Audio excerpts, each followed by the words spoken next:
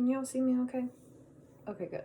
So, I'm gonna do a serial killer, hence the crazy makeup. Okay, I'm super excited. I was debating on whether or not I wanted to do my favorite serial killer for my first video on this, or just a badass serial. I'm gonna take these off so you guys don't have to deal with the glare. Or just a badass serial killer. And one thing that I've noticed is that not a lot of other like serial killer channels or whatever have really talked about her. Yes, her. And she's a really big badass. Like, she's freaking awesome. Her name is Countess Elizabeth Bathory. Bum, bum, bum. All right, so she was born in Transylvania in 1560. And she was born to a very high up family. So her family included like, what are those things called back in the day? They weren't senators. They were people in parliament. Okay. She was born to kings and judges, and her family was very well known and very popular and very famous. Now, there were some weirdos in her family. She was actually taught Satanism by two of her uncles, and she was taught sadomasochism by one of her aunts. Great family reunions, if you ask me. Now, at age 15, she married Count Nadasti. Yeah, in 1576. And Count Nadasti also had a very well-known family. He actually had a castle called Castle Sejethi. I don't know how to pronounce it. Don't come at me. And this was in the Carpathians. Now, he was very high up too. So both of them were high up in the aristocracy of the time. And so as a wedding gift, she asked him if he could build her a torture chamber. And so he did. He bought and built a torture chamber in the highest floor in this castle that they had, okay? They eventually had 4 children, but she got bored very quickly because her husband, the Count, was always off doing something else, whatever. So what she found fun was to take the slaves and servants that they had around the castle and torture them. Isn't that fabulous? Now, how would she torture them? Her favorite ways of torture were to jam needles into, like, underneath their nails. Owie. And also, she would smear them in honey and tie them down outside so they would be attacked by bees and ants. You nasty, Miss Elizabeth. Now, when Elizabeth lost her husband when she was around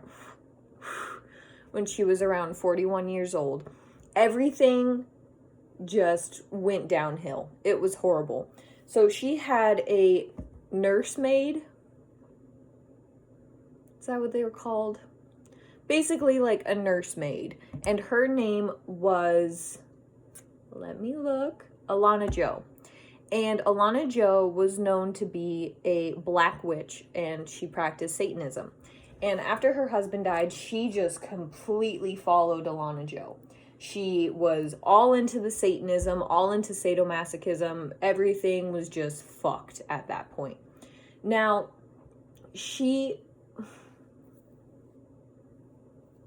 it bothers me. This bothers me, but it's also really cool.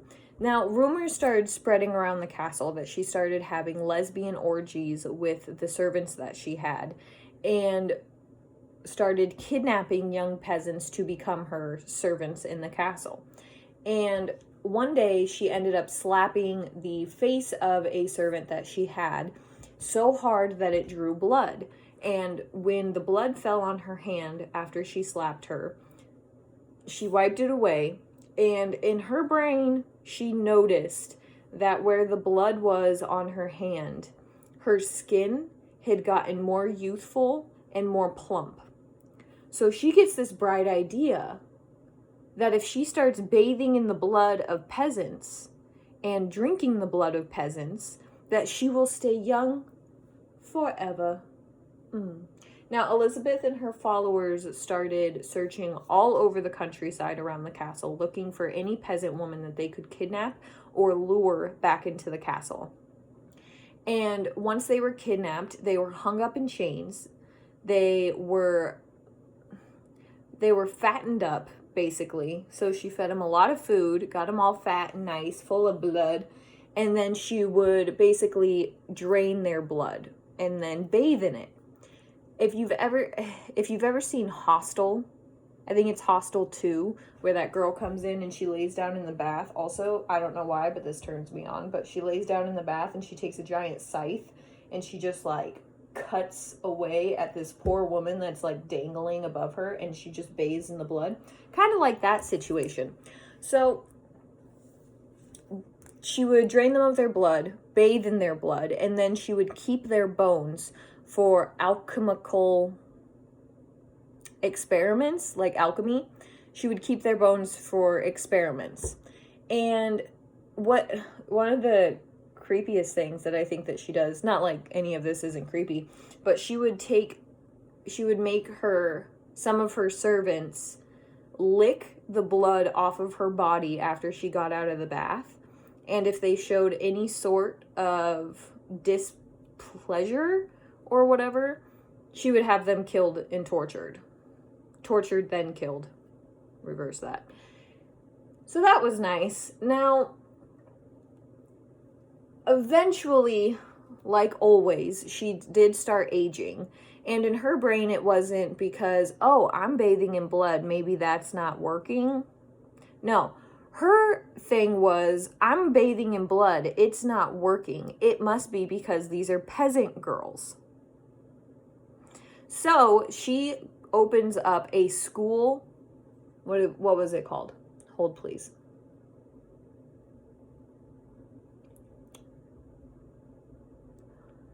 Wow, I need to get better at my notes. Anyway, she opened up a school for young maidens in the same class as she was. So higher up little ladies, and she opened a school for them. Now, she started doing the exact same thing with them, and these young maidens would start disappearing slowly from this school. And the parents started getting upset, so they went to the King of Hungary and was like, dude, you need to do something about this, because, like, not only... Also, side note, everybody knew what was going on to these servants. Everybody knew what was happening to the servants, but they didn't care because she was so high stature. They didn't they didn't care. When they did start caring was when it was their own daughters going to this school and ended up disappearing. That's when they cared. Now, this was 5 years after she started torturing and killing victims. They finally went to the Hungarian king and was like, you need to fucking stop this because this is getting really bad. So the king ends up sending Count Gregory Thurzo on December 26, 1609 to basically raid the castle and find whatever is going on there. And during the raid, they found Elizabeth in the middle of an orgy with a whole bunch of dead bodies around them. Hot, right? So that one night, they ended up finding 80 victims just sprawled all around the castle from this orgy, basically. Now, this is the fucked up part. They end up taking them into custody, right? And Alana Jo and some of her followers were burned at the stake after having their fingers pulled out. That's kind of creepy, but whatever. They were burned at the stake. And the messed up part is that because the Countess was noble, of noble blood, back then noble blood could not be arrested or executed. So instead of punishing her like they should have, they just lock her away in a room in her castle. Yeah. So she gets locked up in a room in her castle. They brick up the door, leaving just enough space for ventilation and food to pass through. And they think that she died on August 21st, 1614, or at least around there, because one of the food trays that they put in still had food on it and wasn't taken. So they just assumed that she died. I don't know. I couldn't find if they ever like opened up the room to see if she was still in there or if she was actually dead or whatever. But yeah, they assumed that she died August 21st. And so she was in there for 4 years. Story of Rapunzel. But yeah, she was later accused of murdering and torturing more than 600 women in her home. 600! Like, that's crazy. And they only started caring when noble women started getting murdered? Damn. That's crazy. That's insane. Man. That sucks for them. But yeah, it's pretty crazy. Bram Stoker actually, along with Vlad the Impaler, which I'm planning on doing a video on him later, but along with Vlad the Impaler, Countess Elizabeth Bathory was also a... What's the word?